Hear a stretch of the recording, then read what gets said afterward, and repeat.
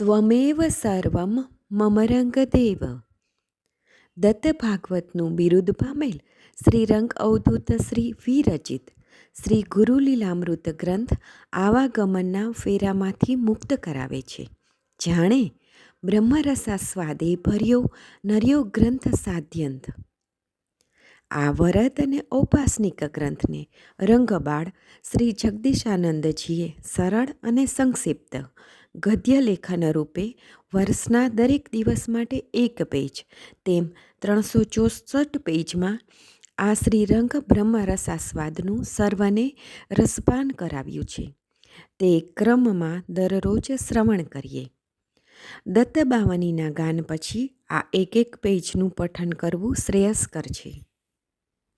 સપ્તાહ 25 સોમવાર. અલગજી નિરંજનને કહે છે કે જોયું ને નિરંજન, અભિમાન જ આવા ઘમંડીઓનું મૃત્યુ નોતરે છે. ત્રિવિક્રમ ભારતી ત્રિવેદજ્ઞ હોવા છતાંય ગુરુ કૃપાથી કેટલી સરળતા, વિનય, વિવેક, નમ્રતા પ્રાર્થે છે. વૃક્ષો પર જેમ ફળ આવે છે તેમ વૃક્ષો નીચે નમતા હોય છે અને એ ફળો પરોપકારાર્થે જગમાં વહેંચાતા હોય છે.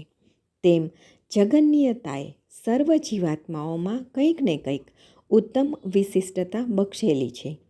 તો એ વિશિષ્ટતાને જગતના કલ્યાણાર્થે વાપરવી જોઈએ. કોઈને ધન વૈભવ તેની મર્યાદા કરતાંય અતિ વિપુલ પ્રમાણમાં પ્રારબ્ધ યોગે પ્રાપ્ત થયો હોય તો તેને પોતાને માટે અને અન્યને માટે પણ પરોપકારાર્થે વાપરવો જોઈએ. પણ એ ધનનું અભિમાન ન હોવું જોઈએ. એ ધનથી અન્યનું અહિત ક્યારેય ન કરવું જોઈએ. ત્રિવિક્રમ ભારતીએ પેલા ગર્વિષ્ઠ, ઘમંડી, મદોન્મત્ત વિપ્રોને અતિ નમ્રતાથી સમજાવ્યા છતાંય તે એકના બે ન થયા, તે ન જ થયા. એ બંને તો આવા નિરહંકારી તાપસી પાસે વિજયપત્રની જ વારંવાર માગણી કરતા રહ્યા. જેમ પતંગિયું પોતાના અહંકારથી દીવાના પ્રકાશથી આકર્ષાઈને તેની પાસે જાય તો આખરે મોત સિવાય કશું જ મળતું નથી. તેમાં બંને વિપ્રોએ સામે ચાલીને મોતની સાથે બાથ ભીડવાની તૈયારી કરી.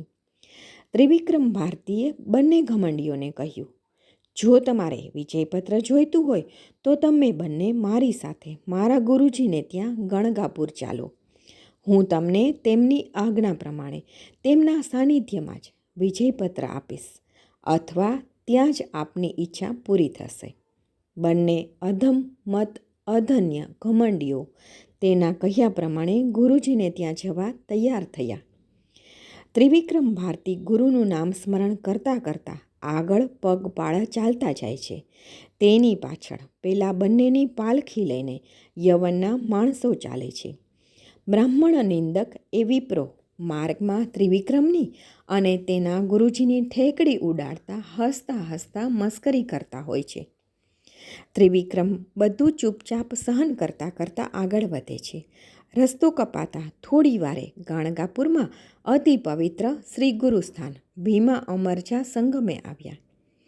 ત્રિવિક્રમે ત્યાં જઈને સૌ પ્રથમ ભક્તિભાવથી શ્રી ગુરુજીના શ્રી ચરણોમાં દંડવત પ્રણામ કરી આર્ત ભાવે પ્રાર્થના કરી. હે વરદાતા, ભક્ત પ્રાણ રક્ષક, હે સમર્થ વ્યોમકેશ ગુરુજી, આપ શ્રીનો જય જયકાર હો.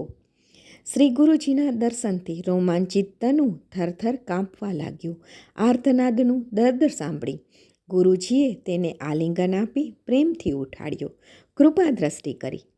આવી રીતનું અચાનક આવવાનું કેમ બન્યું? મારું શું કામ પડ્યું? તું શાને આટલી ચિંતામાં દેખાય છે? એમ કહી હેમખેમના સમાચાર પૂછ્યા. ત્યારે અતિ નમ્ર ભાવે ત્રિવિક્રમ ગુરુજીને આ બંને ઘમંડી વિપ્રોનો બધો જ વૃત્તાંત કહેવા લાગ્યા. હે ગુરુજી, આ બંને મદોન્મત્ત વેદજ્ઞ વિપ્રો પોતાને ચતુર્વેદ વેતા કહી દરેક સાથે વાદ ચર્ચા કરે છે અને જે ચર્ચા કરતાં હારી જાય છે તેની પાસે વિજયપત્ર માંગે છે. ચારેય રાષ્ટ્રોમાંથી બધા જ વિપ્રોનો વાદ વિવાદમાં હરાવીને વિજયપત્રો લઈને મારે ત્યાં વેદવાદ કરવા આવ્યા.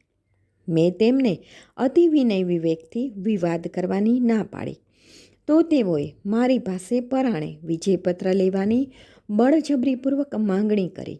મેં એ સ્વીકારી નહીં. તેથી મેં તેમને કહ્યું કે હું તમને મારા શ્રી ગુરુજીને ત્યાં લઈ જાઉં અને તેઓ શ્રીની અમી કૃપા થકી હું તમને તેમના સાનિધ્યમાં વિજયપત્ર આપીશ.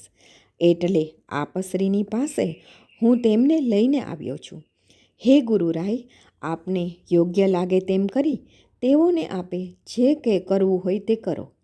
હે ગુરુદેવ, આપ શ્રીના વરદ વચનથી તો પાંગડો ગિરિવર ચડે છે અને મૂંગો વધતો બોલતો થઈ જાય છે. આપ શ્રીને માટે તો શું અશક્ય હોઈ શકે? ત્રિવિક્રમ ભારતીની વાત જાણી શ્રી ગુરુજીએ પેલા બંનેના મોસામું જોયું અને બોલ્યા, કાં આ બધી મોકાણ માંડો છો? વેદશાસ્ત્રાદિકના વાદ વિવાદના જય પરાજયથી તમને ને અમને શું ફળ મળવાનું છે? આ બધો દુરાગ્રહ છોડી દો. તાપસી અને સંન્યાસીને જીતીને તમને શું પુરુષાર્થ પ્રાપ્ત થશે? શ્રી ગુરુજીના વચન સાંભળી બંનેને તો પોતાની સાથે વાત કરી વિજયપત્ર લેવાની જ જીદ ચાલુ રાખી. શ્રી ગુરુજીએ મદોન્મત્ત ઘમંડી બે વિપ્રોને ઘણું સમજાવ્યા, છતાંય તે બંને જીદી ન માન્યા તે ન જ માન્યા.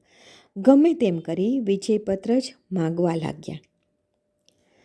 આપ્યા જય પત્રો જુઓ વાદ વિમુખ થઈ એમ, સી અડચણ તમને કહો દેતા જય ખત તેમ. શ્રી ગુરુ લીલામૃત અધ્યાય 79 દોહરો 92. અવધૂત ચિંતન શ્રી ગુરુદેવ દત્ત.